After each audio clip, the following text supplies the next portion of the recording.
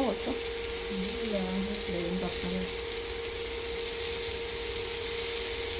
ଖାଇଥାନ୍ତି ମୋର ଝଡ଼ି ଧୋଇଥାନ୍ତି।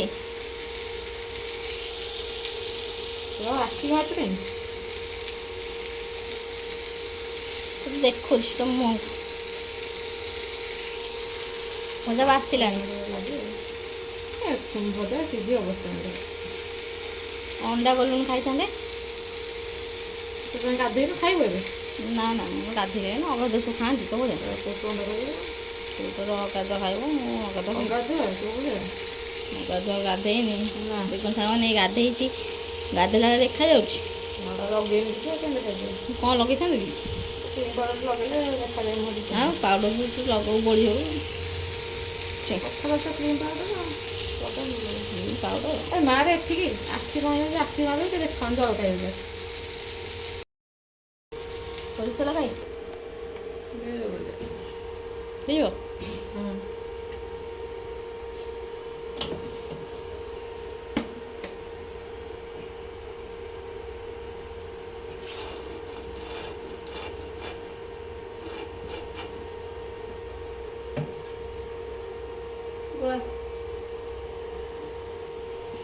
ଲେମ୍ବୁଟା ଚୁପୁଡ଼ି ଦେବ।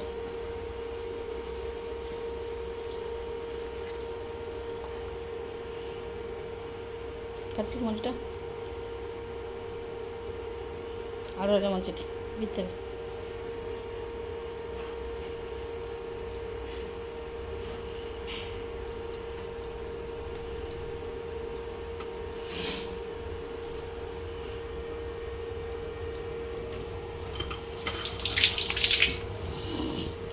ହେଲା ଗো ଆଡ଼ିବ କ'ଣ ମେଞ୍ଚେ ପକେଇ ଦେଇଛୁ।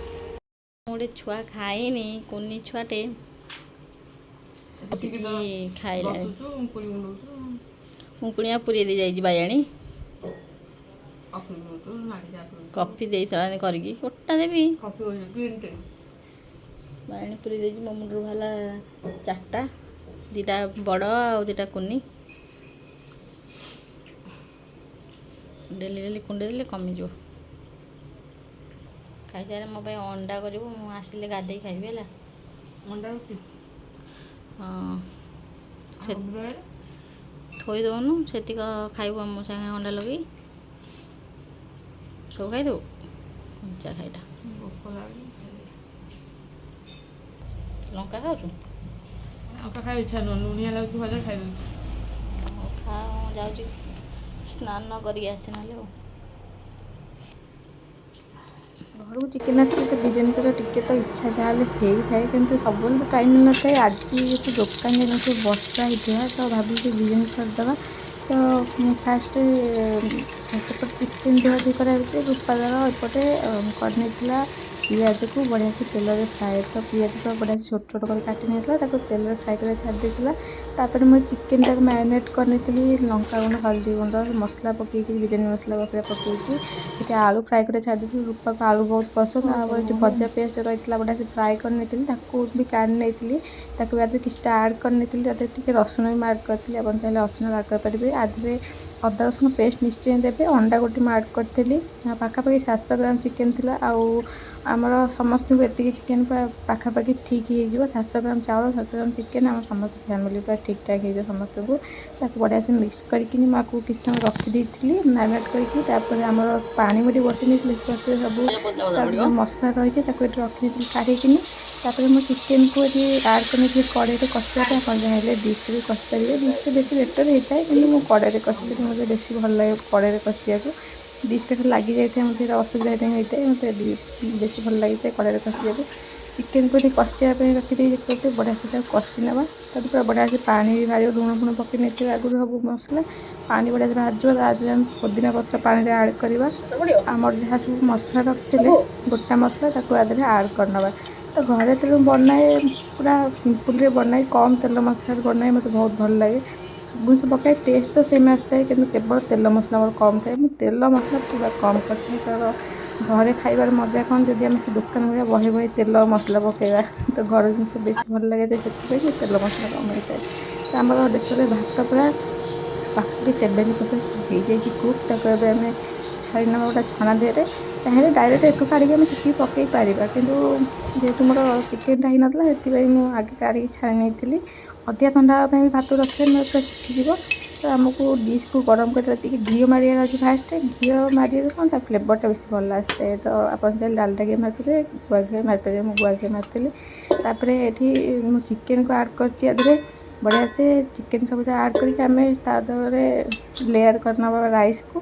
ରାଇସ୍ ଲେୟାର୍ କରିବା ପାଇଁ ଡବଲ୍ ଲେୟାର୍ କରିଥିଲି ଚିକେନ୍କୁ, କାରଣ 700 ଗ୍ରାମ ଚିକେନ୍ ହେଲାଣି ଆଉ 700 ଗ୍ରାମ ଚାଉଳ ଯଦି ହେଲାଣି ଏତେ ସାରା ଭାତ, ତ ସିଙ୍ଗଲ୍ ଲେୟାର୍ କାହିଁ କରିବା, ଡବଲ୍ ଲେୟାର୍ କାହିଁ ନ କରିନେବା, ତାଠୁ ବେଟର୍ ଡବଲ୍ ଲେୟାର୍ କରିନେବା। ଡବଲ୍ ଲେୟାର୍ ପାଇଁ ମୁଁ ଏଠି ରାଇସ୍ ଦେଖିପାରୁଥିବେ ଫାଷ୍ଟ ଚିକେନ୍ ଦେଇଛି, ତାପରେ ରାଇସ୍ ଦେଇଛି।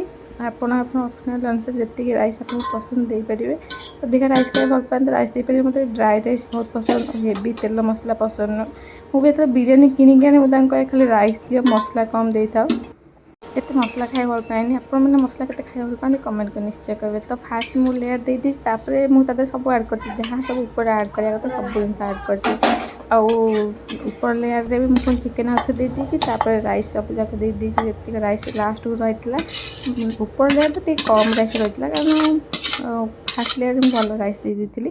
ଉପର ଲେୟାର୍ କେତେ ବଢ଼ିଆ ସେ ରାଇସ୍ ମୁଁ ପୁରା ଧୋଇ ଦେଇଛି ଦେଖିପାରୁଥିବେ। ତାପରେ ମୁଁ ଦେଇଛି ଏଠି ହଳଦୀ ପାଣି, ଏଇଟା ଏକ ଅପସନାଲ୍, ଆପଣମାନେ କଲର୍ ପାଇଁ ଚାହୁଁଛନ୍ତି ଯଦି ବିଟ୍ ପାଣି ହଳଦୀ ପାଣି ସବୁ ଦେଇପାରିବେ, ଯେଉଁଟାକି ମୁଁ ଦେଇଛି ଏଠି ମୋତେ ବହୁତ ଭଲ ଲାଗେ ହଳଦୀ କଲର୍ଟା।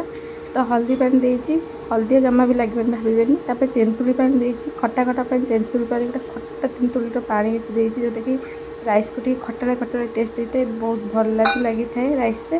ତାପରେ ଆମର ଯେଉଁ ପିଆଜ ଫ୍ରାଏ କରି ରଖିଥିଲେ, ତାପରେ ତାକୁ ମୁଁ ଏଠି ଦେଇଦେଇଛି। ତା ପିଆଜକୁ ବଢ଼ିଆ ସେ ପୁରା ଉପରେ ଗାର୍ନିସିଂ କରିନେଇଛି। ତାପରେ ଆମର ଧଣିଆ ପତ୍ର ପୋଦିନା ପତ୍ରକୁ ଏଠି ଗାର୍ନିସିଂ କରିନେଇଛି। ଆମର ସେଣ୍ଟ ଆପଣ ଚାହିଁଲେ ଅପସନାଲ୍ ଦେଇପାରିବେ, ଯଦି ଖାଇବା ପସନ୍ଦ ଆପଣଙ୍କୁ ସେଣ୍ଟ ଦେଇପାରିବେ। ବିରିୟାନୀ ପାଇଁ ଅଲରେଡ଼ି ସେଣ୍ଟ ଆସୁଛି। ତ ତାପରେ ମୁଁ ଗୋଲାପ ଜଳ ଦେଇଛି, ଗୋଲାପ ଜଳ ନଦେଲେ ବି ଚଳିବ, କାରଣ ଆମେ ଗୋଲାପ ପତ୍ର ପକାଇଥିଲେ। ଗୋଲାପ ଜଳ ମୁଁ ଦେଇଦେଇଛି। ତାପରେ ମୁଁ ସେଣ୍ଟ ବି ଆଡ଼୍ କରିନେଇଛି। ତାପରେ ପକାଇଛି ଗୁଆ ଘିଅ, ଯେଉଁଟାକି ସଫିସିଏଣ୍ଟ ପକାଇଛି, କିନ୍ତୁ ବେଶୀ ବି ପକାଇନି, ମୋତେ ଜମା ବି ତେଲ ମସଲା ଅଧିକା ପସନ୍ଦ ନୁହଁ। ତାପରେ ଆମେ ତାକୁ ଘୋଡ଼ଣି ଦେଇକିନି ରଖିଦେବା ଦମ୍ ଦେବାକୁ ମାତ୍ର 10ରୁ 15 ମିନିଟ୍। 10-15 ମିନିଟ୍ ପରେ ଆମର ପୁରା ରେଡ଼ି ହେଇଯିବ ବିରିୟାନୀ। ତ ଚାଲନ୍ତୁ ବିରିୟାନୀକୁ ଏବେ ଦମ୍ ଦେଇଦେବା। ଆଉ ମୁଁ କଚୁମ୍ବର ବନେଇ ଦେଇଥିଲି, ବଢ଼ିଆ ସୁନ୍ଦର ଲାଗୁଛି କଚୁମ୍ବରଟା ଦେଖିବାକୁ ନା। ବି ମଟକାଟା ଆଣିଥିଲି ବାଲିଚତ୍ରରେ, ମୋତେ ବହୁତ ଭଲ ଲାଗିଥିଲା। ତ ବିରିୟାନୀ ଆମର ଦମ୍ ନେଇଯାଇଛି, ଆମେ ଚାଲ ବିରିୟାନୀ ଦେଖିବା କେମିତି ହେଇଛି।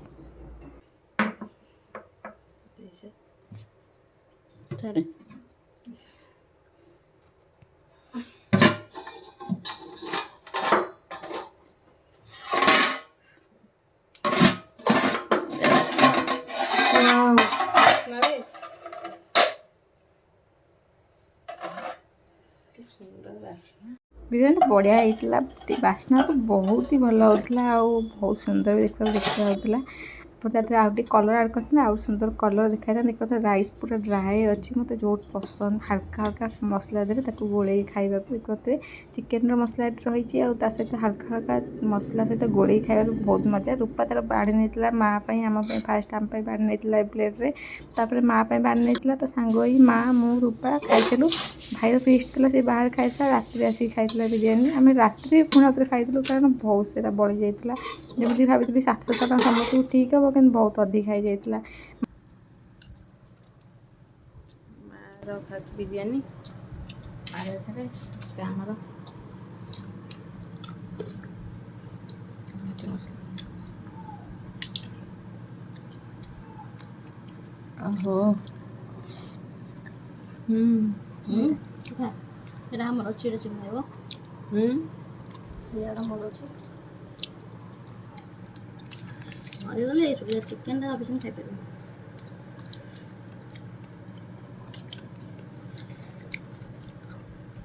ଏଠି ଲୁଣ ଟିକେ ଲଙ୍କା ପକା, ଆଉ ଟିକେ ରାଗ କମ୍ ଅଛି, ଟେଷ୍ଟ ବଢ଼ିଆ ଲାଗୁଛି। ଏଠି ଲୁଣ ଲଙ୍କା ଗୋଟେ ଚକଟ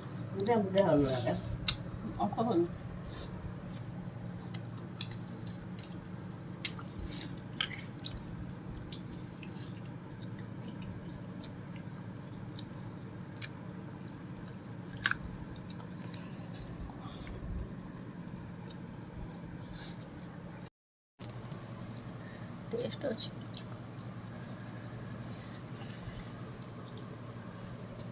କ'ଣ ସମସ୍ତେ ଦେଖୁନୁ ସେ ରାଇସ୍ ଗୁଡ଼ି ଖାଇନି।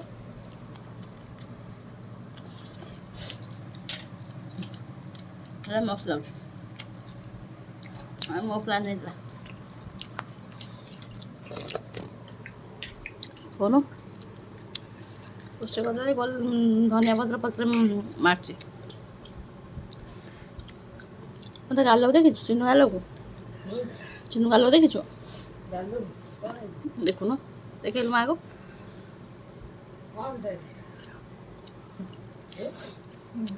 ଧନିଆ ପତ୍ର ଲାଗିଲେ ତ ସେଇଆ ତା ବାପା क्या बाबा एक चपरासी और मैडम का ଅରେ ମୁଁ ଖାଲି ତ ବସି ନଥିଲା ସେ ରାତି ଭଲ ନୁହଁ ଏଇଟା ଭଲ ଭଲ ବସୁଛି ମଇଦାଟା ନା ପାଇଁ ଅନ୍ ମା ଖଣ୍ଡେ देख बेटा ईमानदारी डेट नहीं होती और वैसे भी मैडम ने मेरी ईमानदारी देखी मेरी नियत देखी मेरा स्टेटस नहीं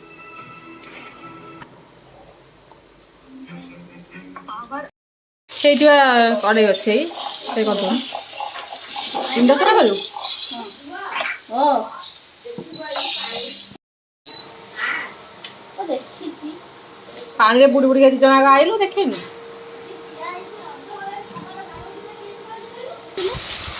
ପହରିକି ଆଇଲୁ 2 ଜଣ ପାଣି ଏମିତି ପଡ଼ୁଥିଲା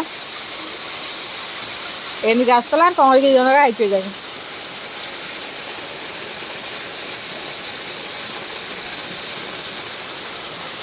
ଭଳିଆ ବର୍ଷା ହେଉଛି ଆଜି ବର୍ଷା ଛାଡ଼ିବନି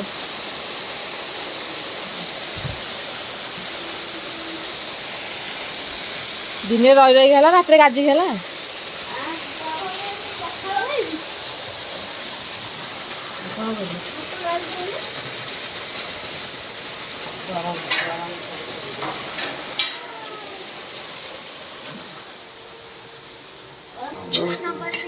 ବହି ତେଲ ପକେଇଲେ କ'ଣ ହବ ସୋରିଷ ତେଲ ପକେଇଥାନ୍ତୁ ସୋରିଷ ତେଲ ନାହିଁ ବା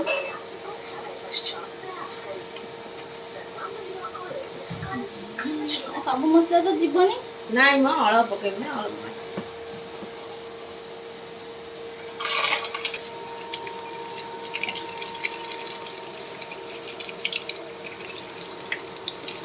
ଫ୍ରାଏ କରିଦେବା ପୋଳା ମାଛ କ'ଣ ପଡ଼ିବ ଦିଅ ଯାହା ପଡ଼ିବ ତାତିଲାଣି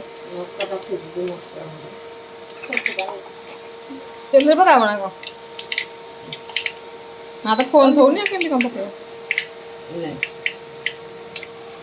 କେତେ ପକେଇବି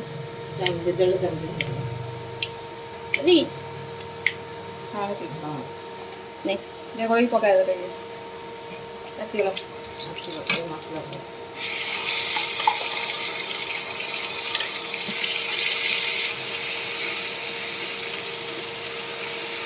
ମସଲା ପକେଇ କାଟିଦିଅ ବା ତେଲ ଅଧିକା ହେଇଯାଉଛି ପାଣି ପିଇଲେ ମସଲା ବୁଲେଇ ଆଣିଥାନ୍ତି କିଛି ପକାଇ ଦିଏ ଆଉ ଯେତେବେଳେ ପାଣି ପକା କିଛି ଆସେନି ଆକୁ ଆସେ କଲୁନି ମତେ ଆସେନି ମାନେ ମୁଁ କ୍ୟାମେରା ଧୋଇଲି ପାଣି ପିଇ ହଲେଇକି ବିଲାତି ଆଣେ ଏବେ ରିସେଣ୍ଟ ସଜାଡ଼ିକି କଫି କେତେ ଜଳି ଖାଇବା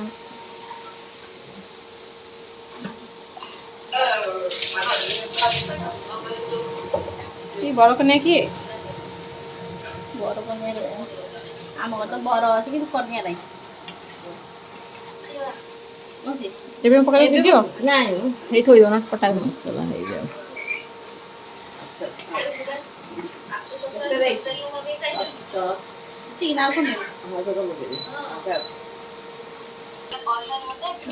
ସୁନ୍ଦର ମାଛ ତୁ ଯିବୁ ଗୋଟେ ଖାଇଦେବି ଖା ଗରମ ଗରମ ଭଜା ହେଇଥିବ ଭଲ ଲାଗେ ଖାଇବାକୁ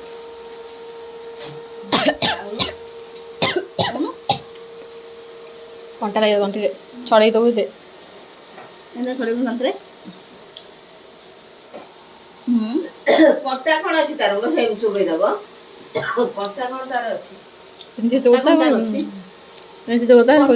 ଅଛି ଏ ମା କହୁଛି କଣ୍ଟା ସେ କିଛି ଜାଣିପାରୁନି ଏବେ ମୁଁ ଯାଇକି ଦୋକାନରେ କହୁଛି ତୋ ନାଁ ଯାଇ ଗପୁଛି ମା ଦୋକାନରେ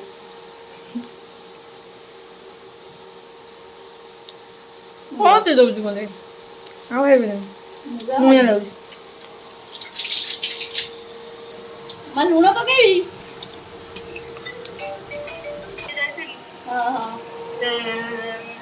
ମାନେ ମୋ ମାଛ ଫ୍ରାଏ ପୁରା ହେଇକି ରେଡି ହେଇଗଲା ଏଇ ଯେ ମସଲା ଦେଖାଯାଏ ବଢ଼ିଆ ଦେଖାଯାଏ ଏଇଟା ଗରମ ଗରମ ଶାଗ ଏଇ ଯେ ଲାଲ ଲାଲ ଦେଖାଯାଏ ବଢ଼ିଆ ଦେଖାଯାଏ ଟେଷ୍ଟି ଗରମ ପାଗ ଆସିବେ ଆଉ ହୁଁ ମେଘ ହେଇଛି ଯୋଉ ପାଣି ଡଙ୍ଗା ଚାଲିଛି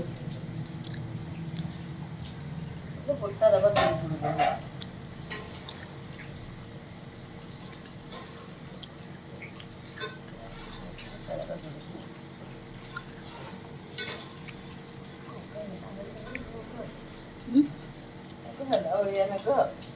ପାର ରୂପା ଖାଇଥିଲା ତ ମାଛ ପଖାଳ ମୁଁ ଖାଇଥିଲି ବିରିୟାନୀ ତ ରାତିର ଭିଡ଼ିଓ ଏତିକି ରହିଲା ତ ଆପଣମାନଙ୍କୁ ଆଜିର ଭିଡ଼ିଓ କେମିତି ଲାଗିଲା କମେଣ୍ଟ କରି ନିଶ୍ଚୟ କହିବେ ଭଲ ଲାଗିଥିଲେ ଲାଇକ୍ କରିନେବେ